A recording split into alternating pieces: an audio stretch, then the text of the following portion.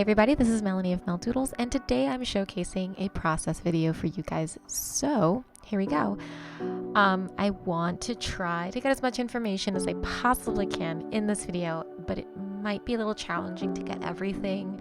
So if there are things that I'm missing that you guys want to know about, feel free to leave a comment down below and let me know. If you like these videos, leave a comment down below. Like this video, also subscribe. It really helps me out. So let's go. The first layer is the rough sketch. I make a lot of loose, very broad strokes, trying to get the gesture and the movement and the flow of the character.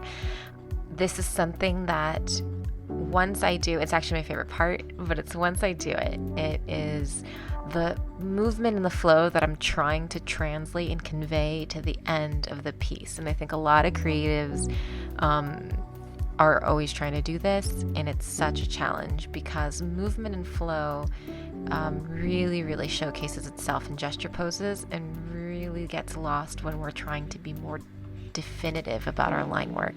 But once I do that, I create a second layer. That second layer is me defining the line work a little bit more, defining the facial features, costume, props, even hair, and then basically I just build that up. I use a few layers. I don't necessarily settle on two, but I generally work with two if it's not that complicated of a piece. And then after that, after defining and solidifying that sketch, I move on to the line work. So just watch the rest of this sketch phase, and we will reconvene when I hit the line work.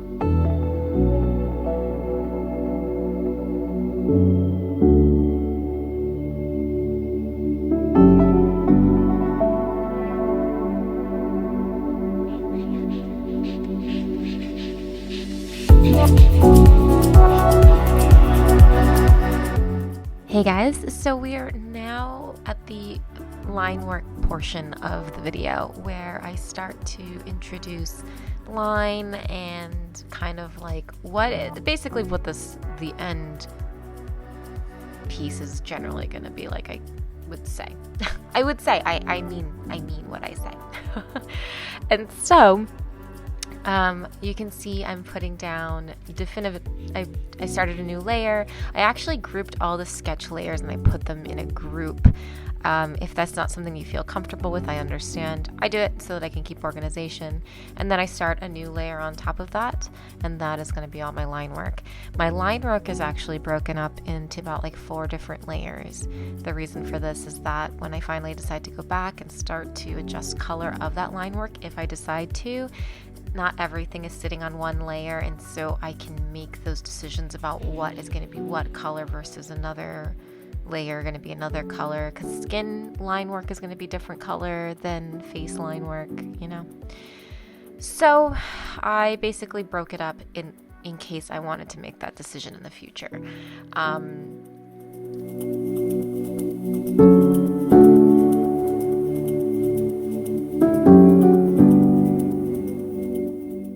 Another thing I wanted to mention was that I am using a brush set that I bought from Gumroad, and I will leave a link down below if I can find it, of the brush set that I'm using.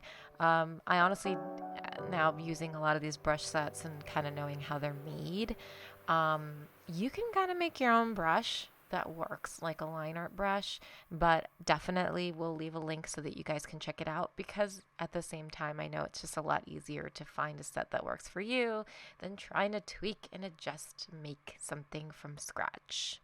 We're all just trying to make work, right? So anyway, I will leave the link down below. But yeah, here is the line work. It is going to be me being very repetitive. Honestly, I love to start doing a lot of thicker outlines and then getting the smaller detail line work on the inner part of the character. But again, it's all up to you. It's all what you want to do. Another thing to mention and note is that sometimes I find that things are not working in Sketch, but I don't figure that out until after I started doing the line work. And so, as you can see, I'm doing some adjustments, some tweaking, some sizing with the lasso tool to kind of correct that weird whatever's happening. And there's just a lot of that, like a lot of that happens, and it's kind of out of our controls at a certain point. We just kind of have to work within those parameters. But I do my best. Um,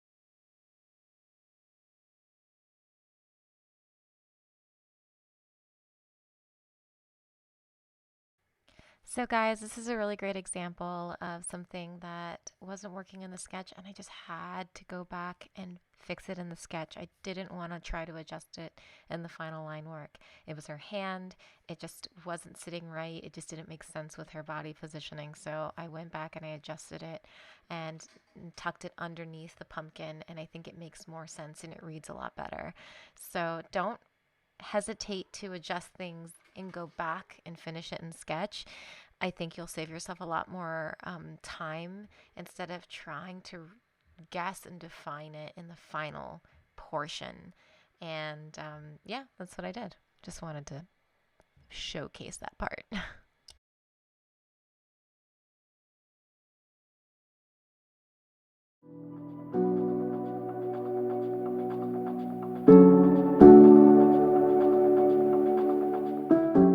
Thank you guys so much for watching this video. There is a part 2 where I show how to color this or how I color this. And if you really enjoyed this, give it a thumbs up. If you want to see more videos like this, please feel free to subscribe, and I hope to put up more videos. I hope. It's so challenging these days, but I hope to put up more videos. And if you got anything out of this or have any questions about how I do certain things, leave them in the comments below, even if it's just to say you like it. I really, really appreciate it, guys. Until next time, adios. Oh, wait. Yeah. Bye.